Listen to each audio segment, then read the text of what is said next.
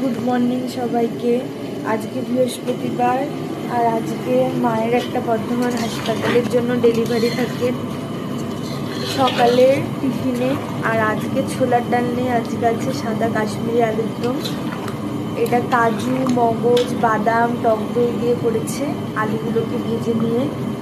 আর এখন উপর থেকে কাসুরি মেথি ছড়িয়ে দিচ্ছে মা।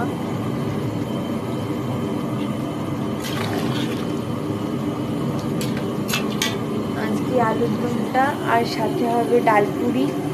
লিচিগুলো কাটা হয়ে গেছে, এরপর ভাজা হবে। এখন ঘি দিয়ে দিচ্ছে।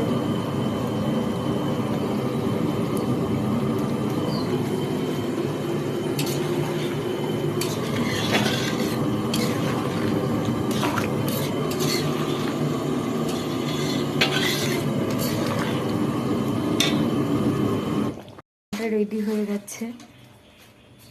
ঘি, কাসুরি মেথি, হালকা গরম মশলা উপর থেকে ছড়িয়ে দিয়েছে মা।